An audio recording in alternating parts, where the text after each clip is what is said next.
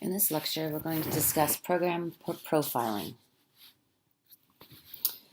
Profiling, by definition from the American Heritage Dictionary, is defined as the formal summary or analysis of data representing distinctive features or characteristics. Program profiling is performing the summary or analysis of dynamic information of a program in attempt to extract or summarize a program's behavior to give us a view of what the program is doing when it runs at execution time. There are many types of profiling. The two ways of distinguishing profiling are first offline versus online.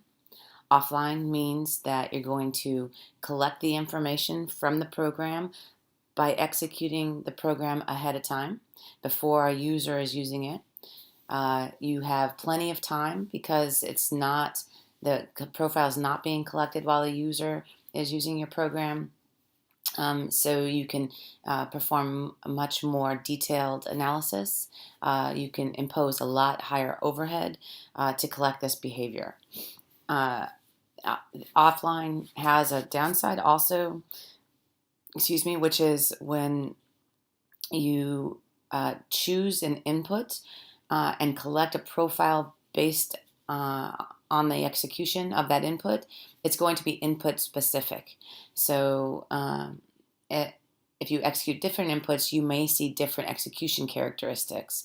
So offline profiling has a downside in that you are only getting information that is reflective of the execution characteristics for the inputs that you give to the program. And so if you have a program that just happens to have similar execution characteristics across inputs, you're good. If not, you're going to have to profile lots and lots of different inputs to make sure you're capturing the behavior you're after. Online means that you're collecting profile information while users are using the program or while the program is executing in production. And in this case, you have much less time, much less freedom to introduce overhead because it may disturb the performance or the user's perception of program performance via slowdown and overhead. Online is nice because it still is input specific, but you're capturing behavior for that particular input, which you can use immediately to, say, optimize the program for the current hotspots of this program with these inputs. The other way of distinguishing profiling is with the terms exhaustive versus sample-based. Exhaustive sampling means that you're going to measure all events of some particular characteristic. Sample-based means you're going to just collect a subset of these events for a particular characteristic. Sample-based is estimation. So you're not going to have a complete view of the characteristic that you're after, but you a lot of times can get a little bit of information and use that information to extrapolate the full behavior or the full set of characteristics that you're looking for. Sampling is much lower overhead because you're just doing less work. Exhaustive, it gives you a truth value in some cases for some types of characterizations. And if you're using a sample-based technique, the best way to determine how far away your sample is from the exhaustive profile is to take the difference. Again, this will give you the error that is involved in the estimation you're making with the sample. Online profiling is commonly done using samples so that to keep the overhead low and to prevent slowdown from happening as much as possible, but it can be inaccurate as well, so you have to manage that trade-off. The first question to ask when we're talking about profiling is why we should profile. Profiling is used for a wide variety of uses to interested parties like developers, systems optimizers, people who are interested in performance and utilization of their systems, as well as companies interested in making their programs run faster or use less battery life to optimize the program with. So, why profile? The first one is to characterize program behavior. We can programs can be very complex when they run, and our hardware and operating systems are also very complex. So it's hard to understand what your program is doing when it runs, and so profiles can help with that. Can describe how programs behave. We can use profiles to guide the design of programmer productivity tools, the runtime, the hardware and software that underlie the program. We can also use program behavior to guide test generation, to figure out what parts of the program to test and what parts of the program you can get away with testing less, since there may be overlap in tests and what they capture. The next reason why to profile is to capture specific or unusual behavior. You can identify bugs this way by pinpointing the areas of your code that are infrequently executed, because you're going to probably test the areas that are frequently executed because those are the easiest to test.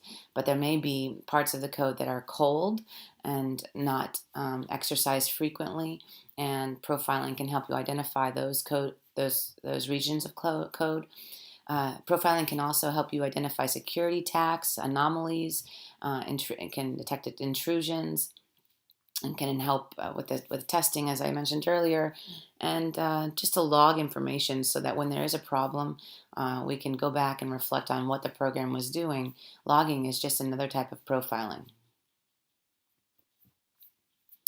Another reason to profile is to improve program performance or to decrease battery life that your program is consuming.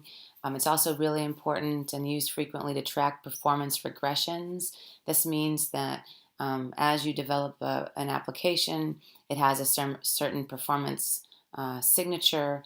If that changes negatively over time due to commits from developers, you can identify and track which commits hurt performance and investigate whether those can be corrected or if those are really necessary. So the common technique here is you're going to time different parts of the program to figure out where the time is being spent. If you look at how programs behave, typically there's usually an 80-20 rule or a 90-10 rule where 20% of the code contributes to 80% of the execution time. So if you can focus in on the 20% that contributes most to performance, you can optimize the program with bigger payoff, less work for more payoff. You can hand optimize with profiling information, and you can perform automatic or feedback-directed optimization, like the adaptive system we spoke about in an earlier class, where you want to target the hot code with optimization. You want to identify opportunities to inline, because it may be hard to figure out what exactly you want to inline and when. And if you want to move instructions around to take advantage of your processor resources better, you can use information about how your programs behave to restructure your programs to do so. Profiling is becoming increasingly important for speculative optimization. This is where we're going to make guesses about the future behavior, and we're going to optimize based on those guesses. And if our guesses are wrong, we're going to have to undo the work that we've done. And so if we have a good profile of the execution characteristics, we will have a better chance at ensuring that our guesses or our predictions are correct.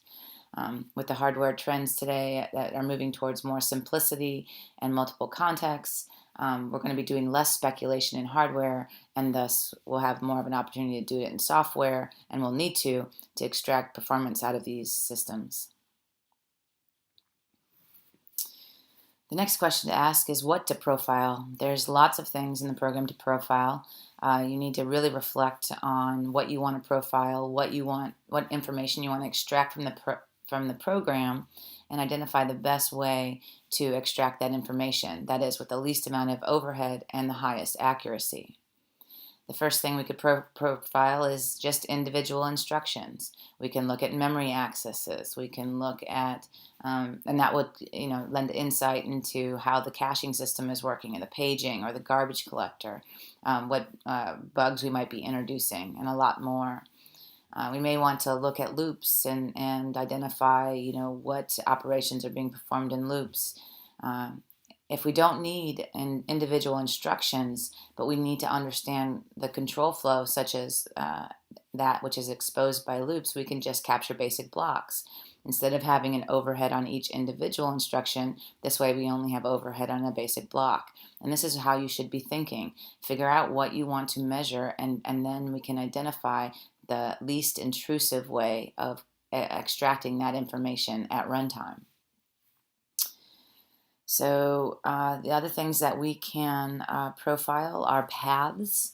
We have methods, and typically methods contain multiple paths, but only a small number of those paths are taken when the program executes. If we can profile paths, we can identify those paths and optimize accordingly. We can instrument function calls and returns to identify relationships between callers and callees. We can profile memory allocation and garbage collection characteristics. We can profile the interfaces, the methods that through which different components in the system speak, communicate. Maybe you're interested in how often Python talks to C code and uses that foreign function interface between Python and C. We maybe want to just measure resource use. How much CPU are we using? How much disk or I/O are we performing? And you may be interested in the runtime services instead of the program itself, the GC or the compiler, or our access to the operating system. Finally, we may be interested in just the user interactivity and the user experience, and there's lots of ways you can measure this as well.